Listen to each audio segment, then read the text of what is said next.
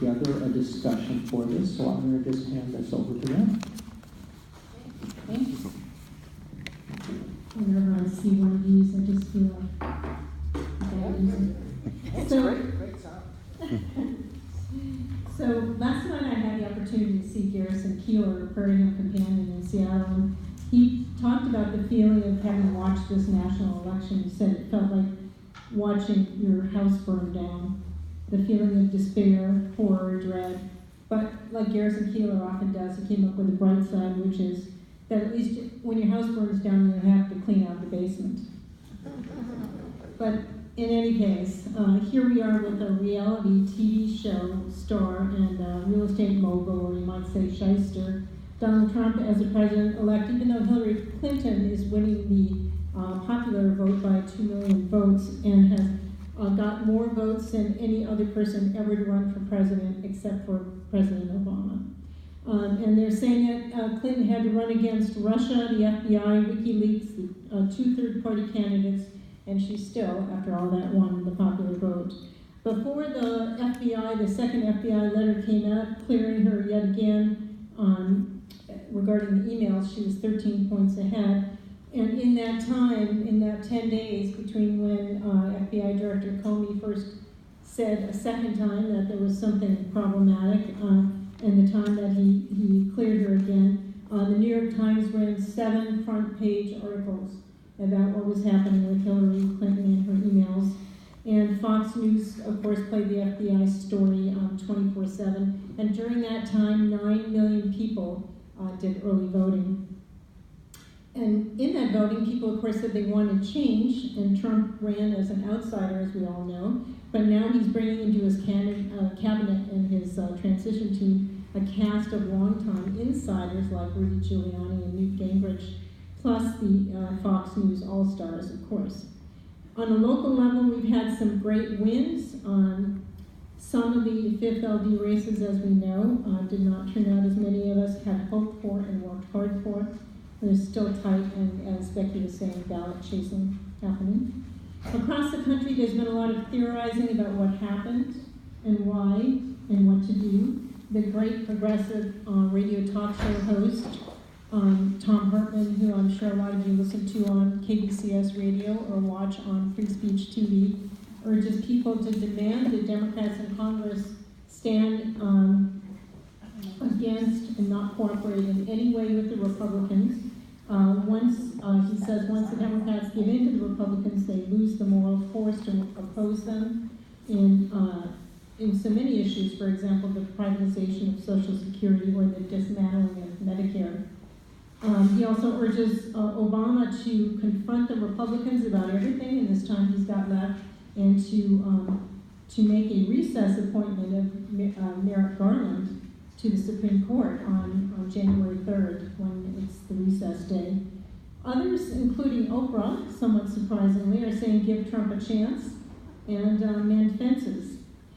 If you didn't get a chance to see Hillary's speech the morning after the election, really, it's painful, but it's such a great speech. I'd really encourage you to watch it. And she talks about how it's always worth it to do what's right, even though sometimes disappointments in life can be so tough to handle. And she especially encourages girls. Bernie talked, I think just today, about holding Trump accountable to what he said in the campaign. He said he's going to support Social Security, support Medicare, and he wants a new trade policy, so hold him. Bernie suggested or urged to hold him to not stand with Wall Street or the drug companies, but to stand with working people. And he urged everybody to mobilize to oppose racist, homophobic, sexist, xenophobic behavior.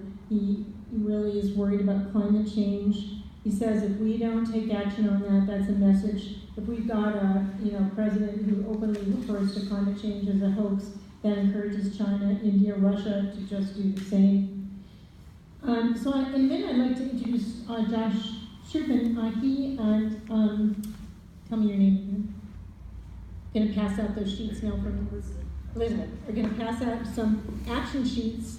I just wanted to call your attention to this list that folks are passing out for actions that every one of us can take, because as we all know, it helps to have, to take action and feel more, it helps us feel more positive, more in control. And there are certainly many things we can do. At the top of the action sheet, it says, I'm no longer accepting the things I cannot change, I'm changing the things I cannot accept. You'll have other things to add to the list. There have been many things that have been talked about today, like a demand for a recount of the recertification of the election. And I urge you to take it home with you, and maybe like me, you can make this list part of your New Year's resolution. There's a lot to accomplish between now and the end of 2017 on it. Might be a little challenging to do the one about running for public office, but we always need good candidates. So anyway, here's Josh. So hi everyone, I'm Josh.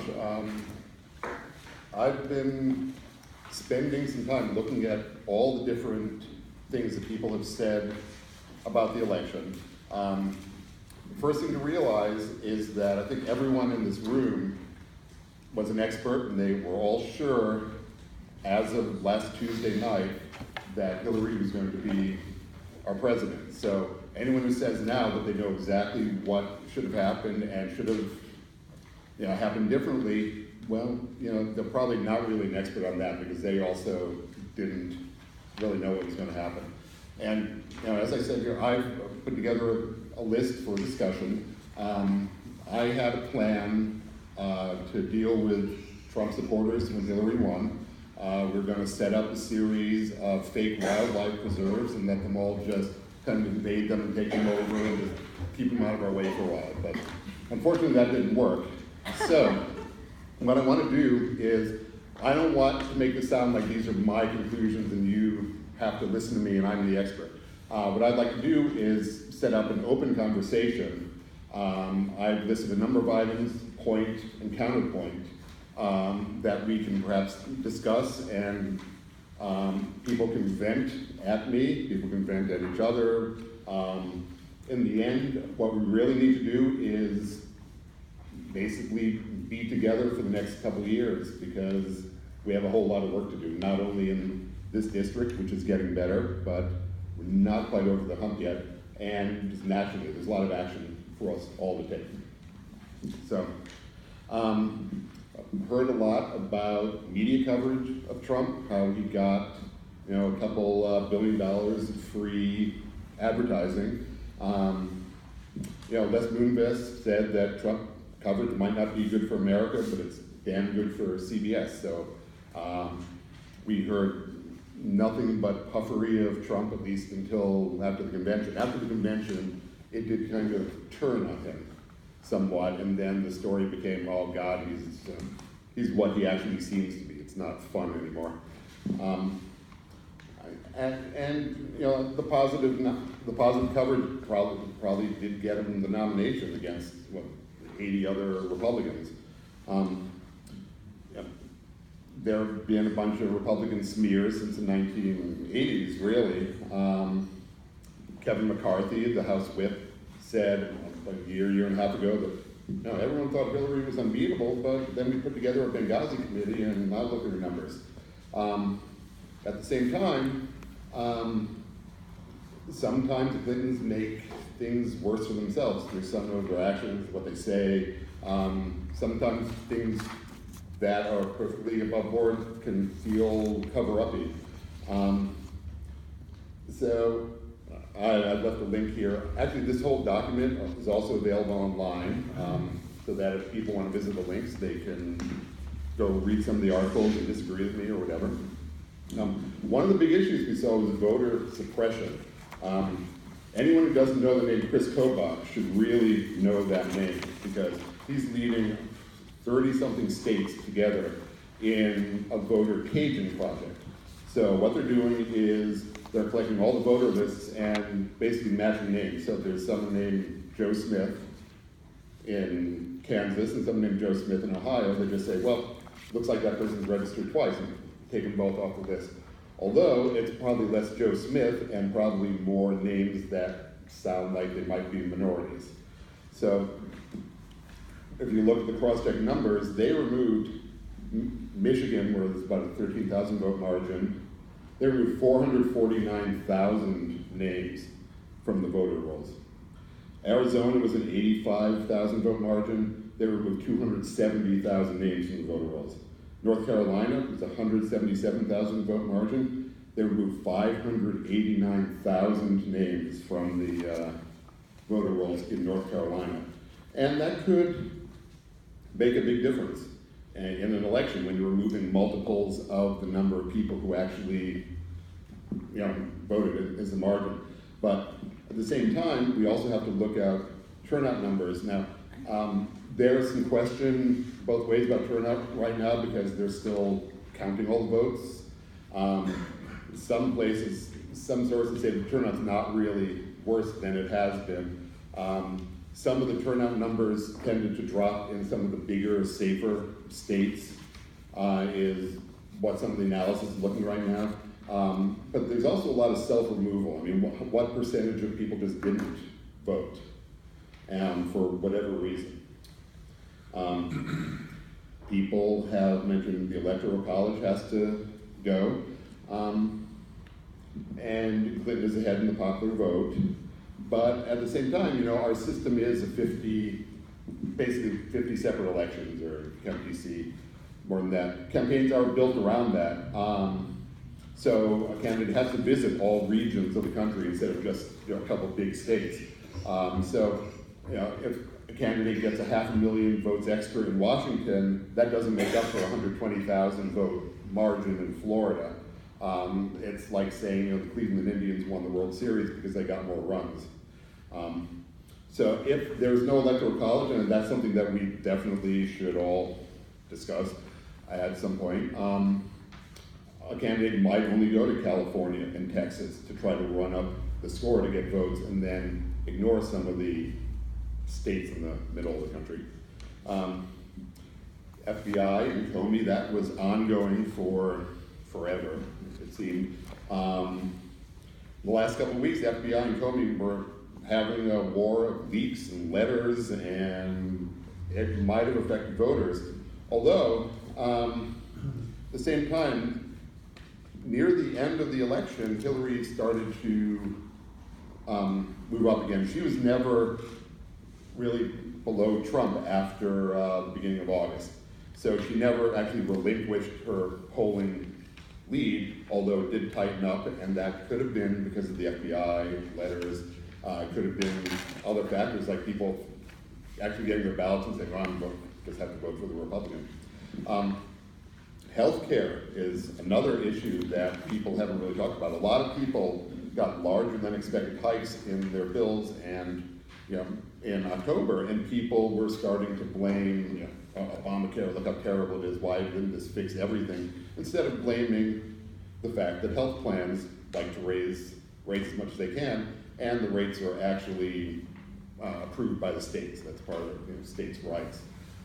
When you hear about Republican plans to open the market and let companies compete across states, what you would end up getting is what you have with the credit card industry, where Delaware and North Dakota have the programs that make it really easy for credit card companies to raise rates and do whatever they want. So what they're really saying, Republicans, when they say that, is we want to make things a lot worse for consumers on behalf of companies and take the power away from the states and insurance commissioners. WikiLeaks in Russia were going on for the last couple months. The first leaks came right before the convention. They resulted in Debbie Wasserman Schultz exiting suddenly. The second batch of leaks with Podesta were drawn out over the last month or so of the campaign. A lot of stories came out that Russia was behind the leaks in order to fix the election somehow. And it seemed to me, and people can raise their hands at any time, that beyond discrediting some of the people in the DNC, the biggest things that the leaks did were kind of validate the suspicions of some Sanders backers and kind of randomize the Clinton campaign at the end. So I don't know how much interest voters in Wisconsin or Pennsylvania actually had on what was coming out every day, and a lot of people said just ignore them entirely. This is just Russia fooling around with stuff. But if the government was sure it was Russia, we probably should have kicked an ambassador out or something if we actually had evidence or proof that Russia was doing that. DNC, this one is close to me. The leaks about the DNC on the eve of the convention fueled some discord. It led to feelings of permanent distrust between some of the parties, liberal base and the establishment. I won't say all of the liberal base because liberals supported both candidates, but also what we witnessed before the convention at the platform meetings at the convention had a real effect in losing some of the delegates that were there who could have been the most fervent party activists. And I was one of the national delegates, and I saw it all around me. People were upset about this. People were saying, I'm not going to do anything as long as the DNC isn't changed, and so on. Third parties, people have a lot of blame towards the third parties, and many people blame third parties, condemn them for losing states like Michigan, which I think is still being counted, but the thought is, well, more people voted for Jill Stein than the margin between Hillary and Donald. But at the same time, there are third-party votes in every election cycle, and this one's no different. There are always going to be people who are saying, I don't like the system, I'm going to vote third party, and people showed dissatisfaction with the system. So I don't think that we can really ever assume those people should have voted for us. Those are our rightful votes. And Gary Johnson outpolled Jill Stein by quite a lot in pretty much every state. So if you want to give third-party votes around, they might have actually helped Hillary compared with Donald, if you give him most of the Johnson votes. I also want to take Washington as an example here, because in Washington, we were really the perfect state to do a third-party protest vote. It was going to be blue all the way in Washington, really safe, one of the most left-leaning urban centers in the country as well, in Seattle. My Facebook feed was just stuffed with Green Party and Jill Stein posts, people talking about, tofu Palin the whole time. So in the end, in this entire state, Stein only got 51,066 votes. She got 1.73% here. Almost all Democrats turned out to vote for Clinton here, even though everyone knew that she was going to win Washington, and this was probably the safest place to do a protest vote. So I've seen a lot of back and forth about yes? How do you think young people played into all this? Because I know a lot of young people didn't turn out to vote for Clinton and really vehemently disliked her. Maybe played into the write-in candidates, but also just didn't turn out. And I saw that you didn't have a point about the young people. I actually did not have a point about young people. I'm not sure what the actual turnout numbers were for younger people, although if you look at a map with only millennials on it, Trump is not winning many states. So the question is, do you just have the two candidates, or do you have other candidates as well? And it's always hard to say, but there's definitely, I saw some younger people being Bernie or bust, some younger people being Jill Stein. Because I saw a lot of people hating Hillary, and I was very sad to see that. Like, they refused to even vote because they're like, I hate Hillary so much because of this, and I'm pretty sure if they hadn't come out, maybe we would have had a better chance. It's quite possible. It's strange because, again, Jill Stein only got under 2% in Washington. So I'm wondering, people are saying, oh, she's going to get 5% in every state, and she's going to, do all this stuff. And people didn't go to her. So there's a very real factor of people sitting out the election. And Also in, I believe, Michigan, they had, I think Michael Moore was saying 100,000 people voted for everything down the ticket except for president. They just left the president blank. So that alone is almost enough to, you know, change the course of the election. But you know, I saw a lot in my feed about, well, you know, was she the wrong candidate to run? Would Bernie have won? Would, you know, Bernie have lost worse? And yep, in my opinion, and this is only my opinion here, I think that he would have outperformed her in Wisconsin, Michigan, Ohio, and Pennsylvania because he projected economic issues. And that's all he talked about. That was his one area of focus. And those are the states where people feel left behind right now. But at the same time, as I said, we were all absolutely positive that Hillary was going to win on Tuesday afternoon. So anyone who says, well, if this had just happened differently, I know what the outcome would have been, I don't think that we can for sure say that. And we started to see battles in the media as well. So Time magazine came out with an article saying, well, Bernie is just Ralph Nader. Washington Post came out with an article saying Bernie would have won. So everyone's an expert and everyone has a different story. So, you know, it's hard to say when you're dealing with people instead of, you know, measuring river flow or something like that. Now, one of the major issues that people are talking about is just the venom and hatred that you see coming out of the Trump people. There's, you know, we've seen an uptick in, you know, just like racist hate crimes and, you know, disgusting stuff going on after the election, but we were seeing that before the election.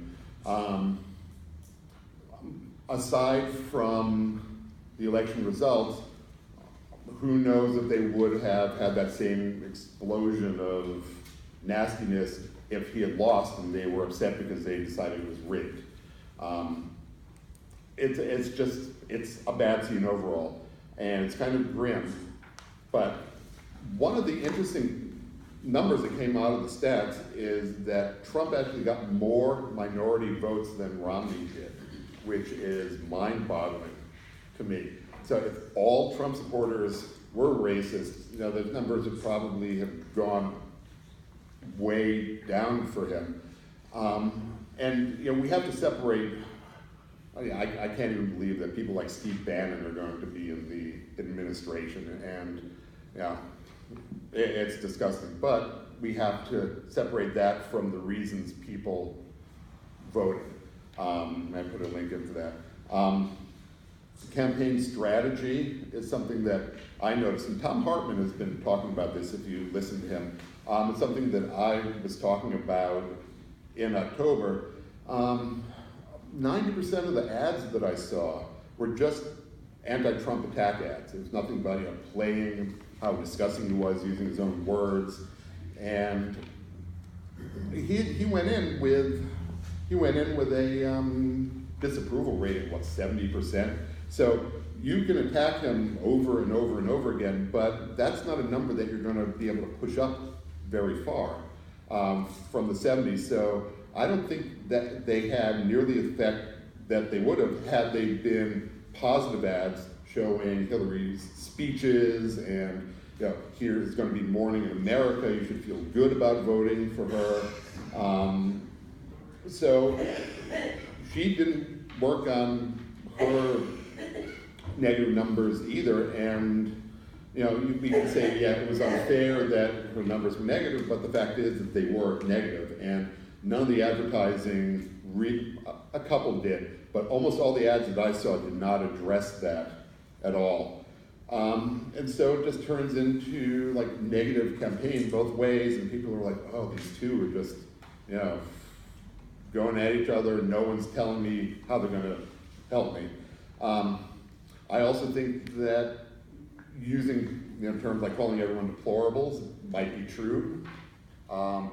Romney had the same problem. He said 53% or 47% of Americans just, wanted a handout. And that really hurt him as well, because people were like, oh, I might not have voted for him.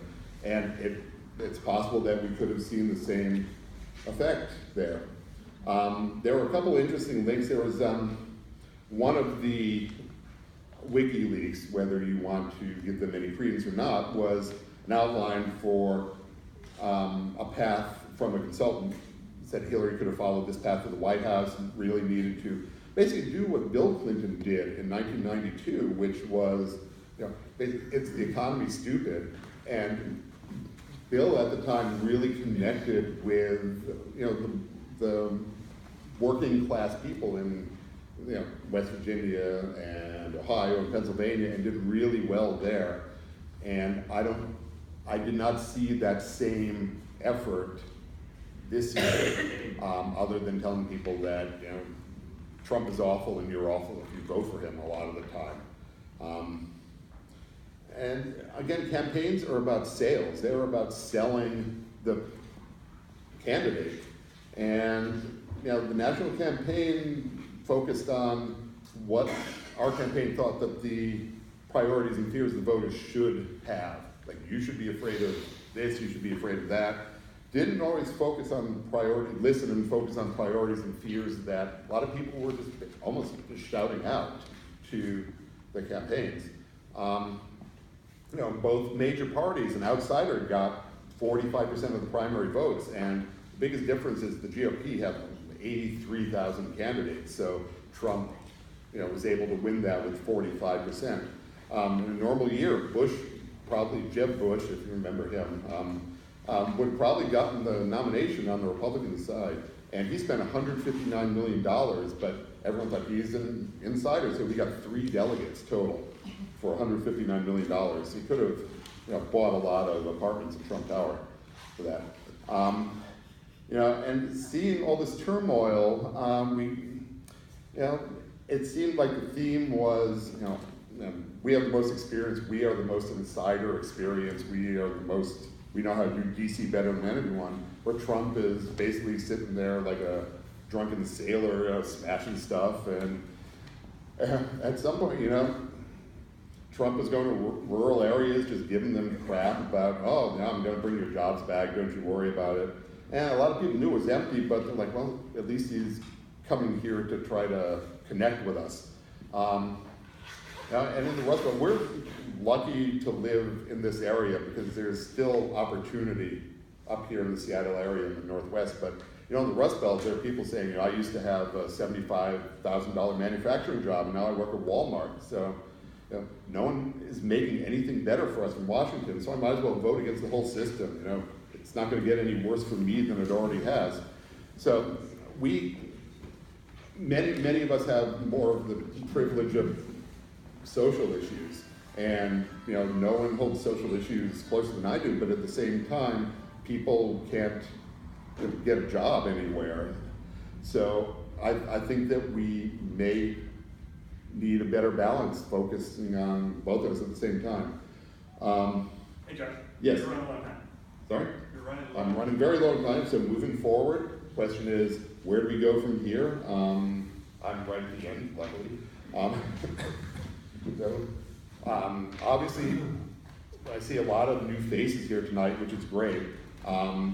We can't always rely, even when Democrats win, we can't rely on them to do everything we want them to do. We always need to be there to hold people accountable. Would have been true of Hillary, would have been true of Bernie, and any candidate needs to be held responsible, and that starts with us organizing. And we have a resolution coming up later about Standing Rock that will be along those lines. So I welcome anyone to come up and argue and disagree with me. And yes, Yeah, come on. you can come up or you can shout. My voice is a little bit weak, so I think I need the microphone. Thank you, Josh. Certainly, Lori. Hi, my name is Lori. I live here in Carnation. I think we all know it is no longer politics as usual. It's not the same old game. The Democrats have got to step up to the plate. Like Yogi Berra said, if you want to play, you gotta play. We could start with the image of the Democrats. What do the Democrats stand for? You know, in the minds of most Americans, apparently we don't stand for much. How about something simple to start with? Good lives for everybody. How's that for a beginning?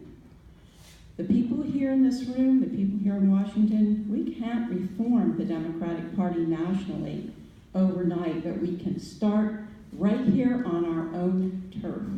There is so much we can do that is not being done.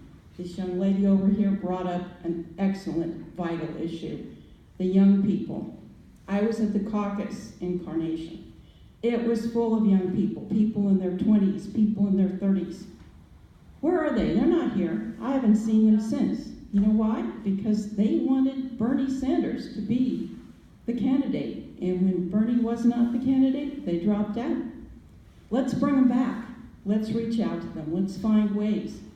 Got a young person right here. Let's ask her. What can we do? Tell us. There's a great failure of our education system. Half the people in America don't believe in science, apparently. Let's fix that. Let's reach out to the educators. Let's start with elementary school all the way up to the colleges. What about the farmers? I see my area, the Snoqualmie Valley, is only light blue on that map. This is very disturbing. Did all the farmers vote Democrat? Did they vote for Hillary? Did they vote for our good local candidates? If not, we need to know. Let's reach out to those people. Let's start there. And once we have reached out to the farmers here, let's move up to Snohomish County. Let's get some momentum going. Once we get the Democratic Party reformed into a dynamic organization that talks to the people and listens to the people, then we can start going national. And if you'd like to come up and say something, okay. No. Okay, well, I will turn the floor over to anyone else who wants to speak. Thank you. Josh, I don't want you to take this critically of yourself, because I really appreciate the information that you gave. But you left one big thing off of there. Could you And I give your have waited name, my entire please? life to vote for a woman. Just Could hand it you, away. could you give your name, please? Sorry, this is Margo. Who? Margot Campbell. Margot? Okay. And I don't want to be critical of Josh, but he left one really important thing out, and it is the female card. And it is a real card, and it was played against Hillary. Hillary had so few false information, and they matched her information, and they picked 6 of Trump's information pieces and acted like the 2 of them were equally liars in this situation, and that is not true. They did that over and over and over on everything that Hillary did, and it is the woman card. And I said, I've been waiting my whole life to vote for a woman for president, and to watch her be picked apart piece by piece because she is a woman is something we had better deal with as a Democratic Party. We have 51% of the voters in the United States are women, and they voted against themselves. They voted against their better issues, and I don't get it. Am I angry? Yes. Did I cry for the last 5 days? Yes. But, you know, I don't know if I have the energy to do this again. But, you know, somehow we've got to get younger people to take a look at this. We've had a black president, but I don't know how long it will be before we have a woman president. Because if Hillary Clinton wasn't qualified, we have a hell of a long time to go before we find somebody as well qualified as she was. Sorry, Josh. I didn't see that moving down. Sorry, Mark first, and then Floyd. My name is Mark Hoban. I have been filled with multi-directional, unfocused anger for the last week, and I think, sorry, I don't remember your name, but I didn't get your name, but she hit the nail on the head. What do Democrats stand for? We have been a party that is pro-globalization, it is pro-free trade, it is pro-bi-coastal, it is big donors, and I guarantee you that no one will listen to us on social issues until we listen to them on economic issues. The economic issues, we have lost our way. 25 years ago, it was the economy stupid. I guarantee you it's still the economy stupid. It is still the thing that we have to solve. We got away from it. I'm done with being a moderate Democrat. I'm done with colluding with Republicans. I'm done with things that ship our jobs overseas. I'm done with policies that cost people in this country their livelihoods.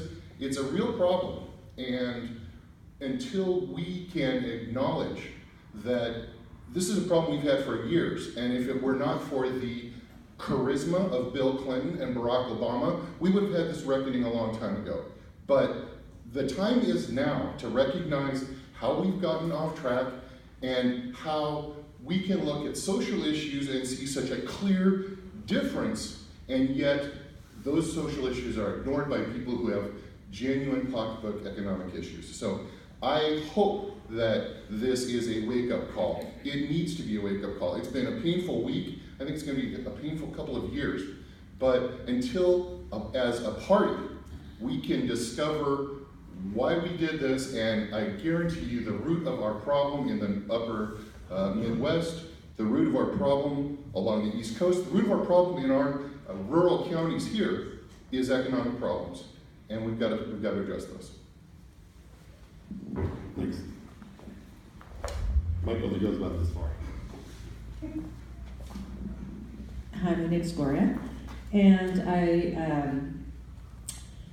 I was really frustrated that in the heat of battle, to get to the point where we had a candidate and then we were trying to get a candidate elected, it felt like we were descending into a party that looked more like Republicans than Democrats.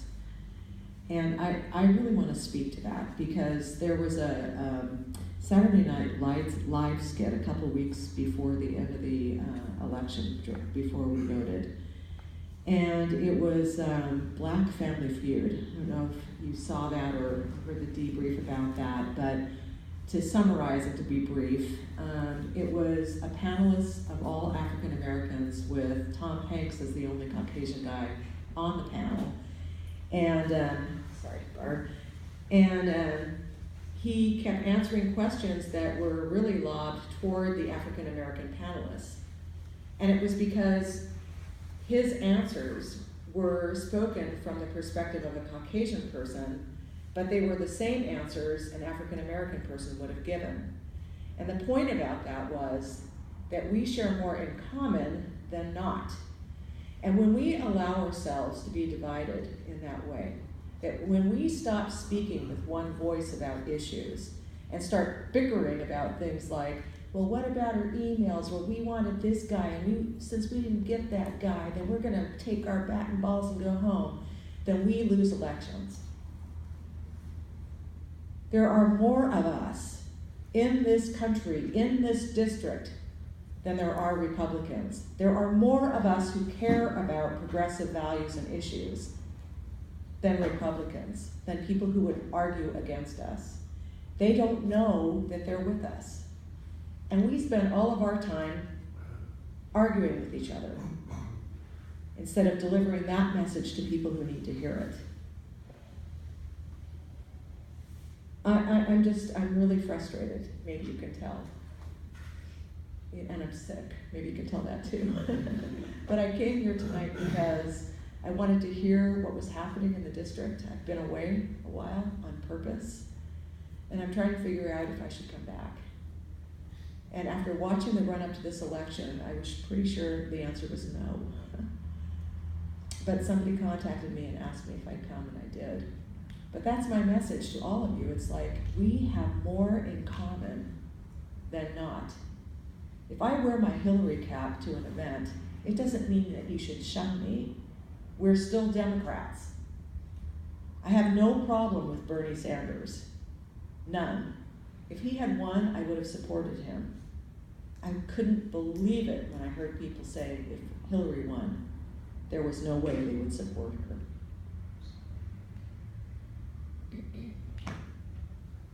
Sorry. That's all I have to say. We're going long. I'll yield my time.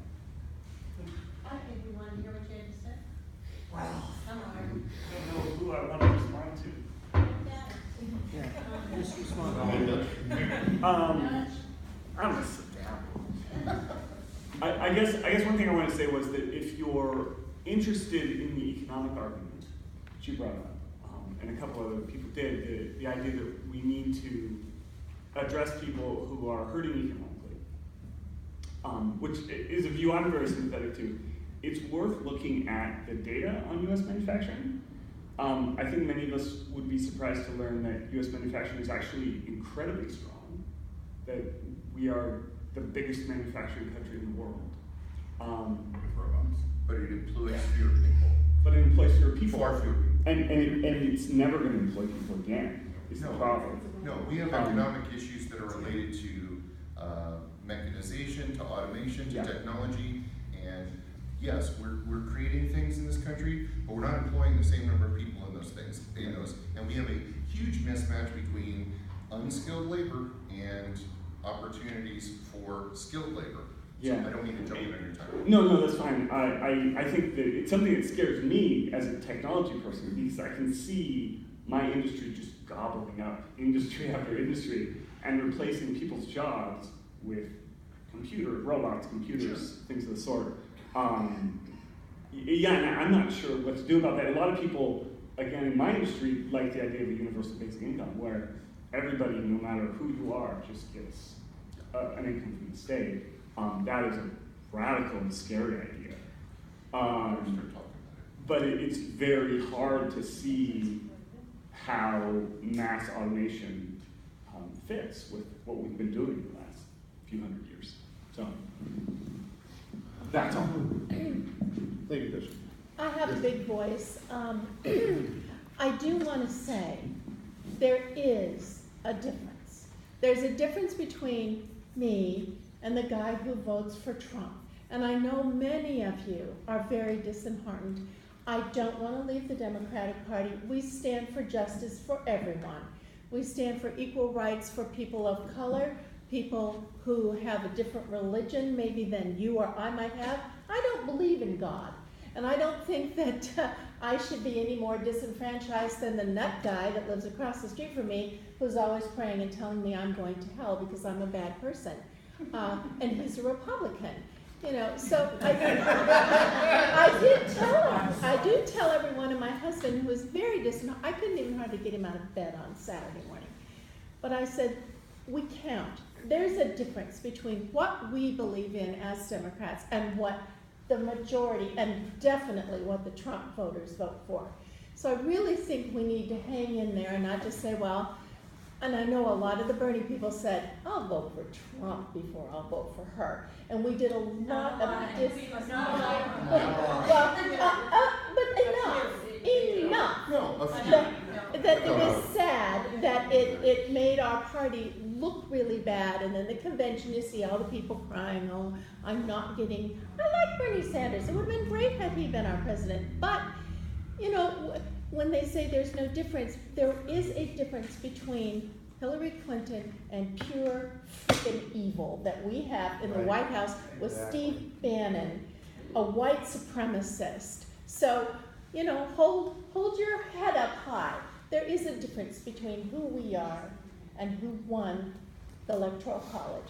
Maybe in some areas, not much of a difference, but there is. Well, I'd like to thank Josh. Thank you, Josh. We're going to hand off to Becky. I would like to make one other comment here. I really appreciate so many people that have come out. And I'm Becky. I've been our endorsement chair. And we can try to second guess this election. We can go over all the different things. It's really good for us to self-examine the Democratic Party, where we go, what we did. But I want to say from an endorsement chairperson's perspective and from working with this group, that the 5th LD in Washington State made a tremendous effort to do the best they could in this election and to get in people from the top down all the way through the judges that we felt represented our values and democratic values, and those values were values, like Kent was saying, of inclusion and justice. And so thank you to everybody here who helped out with the candidates that my committee helped endorse. I'm so glad you're here, and I'll let Martin take it from me.